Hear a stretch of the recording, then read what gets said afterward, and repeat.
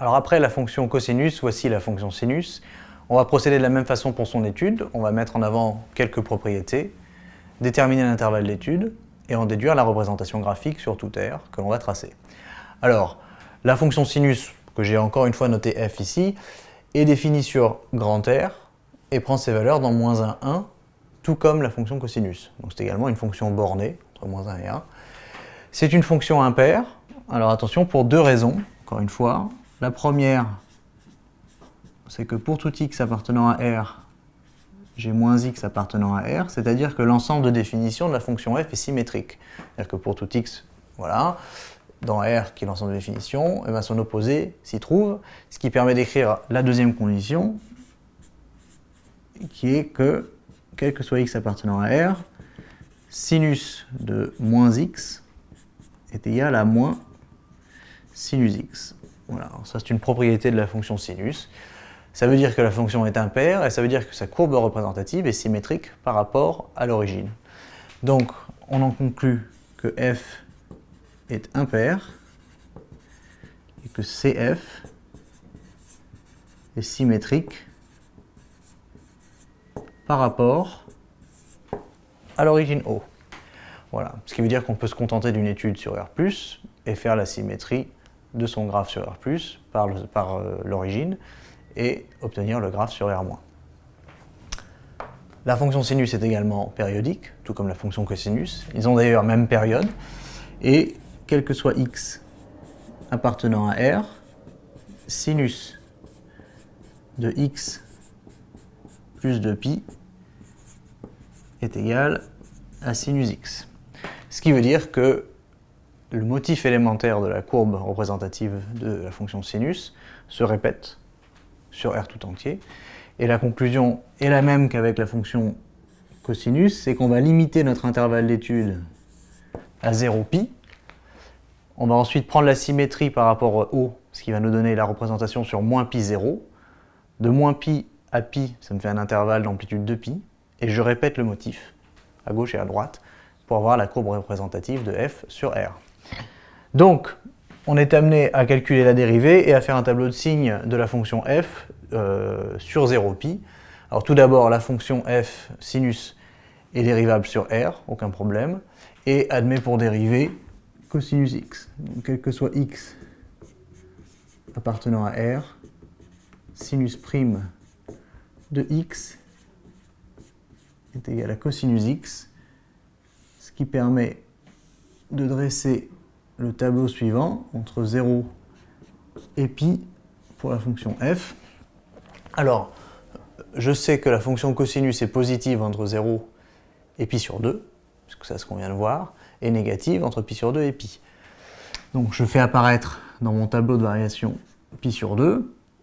La dérivée positive sur 0 pi sur 2, ça permet de dire que f est croissante, et ensuite la dérivée négative, f est décroissante, sachant qu'en pi sur 2, on a sinus pi sur 2 égale 1, et on a sinus de 0 égale sinus de pi égale 0.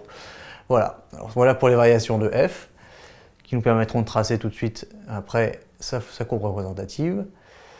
Une primitive de f dans la foulée, alors f est dérivable, donc sinus x est dérivable, c'est-à-dire continue sur R, et on en déduit qu'elle admet à ce titre une primitive sur R. Une primitive que je note grand F de x est de la forme moins cosinus x plus c, et on peut s'en douter parce que d'après ce qu'on vient de voir, on sait que si l'on dérive cosinus x, ça nous donne moins sinus x, et moins sinus x, on retrouve bien sinus x. Voilà.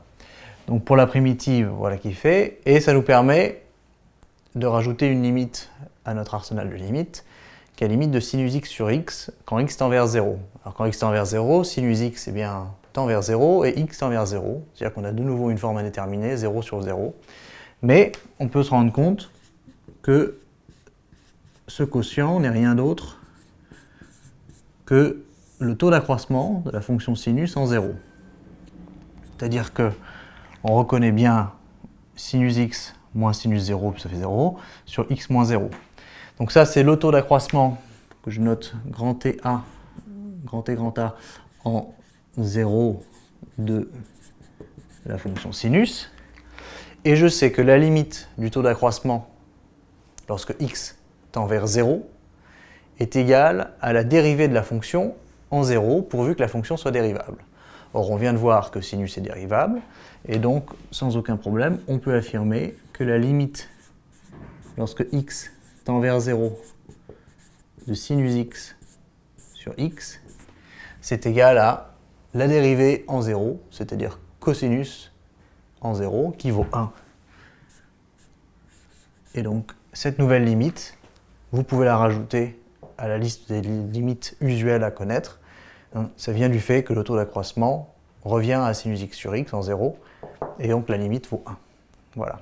Alors on termine avec la représentation graphique de la fonction sinus. On a ici, on va se limiter d'abord ici à 0π. On sait que la fonction sinus part de 0, prend la valeur 1 en π sur 2, puis reprend la valeur 0 en π, et on va avoir une allure comme ceci. Voilà. Un petit peu mieux comme ça, voilà. Par symétrie, par rapport à l'origine, on replace les points, voilà. Et on va trouver également, voilà, la même chose. Et on sait que par translation de ce motif, à gauche et à droite, on récupère la courbe sur R, et donc la fonction sinus, hop, prend sa valeur là, moins 1, et voilà, en prolongeant de chaque côté, on récupère la représentation graphique de la fonction sinus sur R. Voilà. Alors les fonctions cosinus et sinus sont deux fonctions qui vont ensemble, puisque l'une est la dérivée de l'autre, plus ou moins au signe près.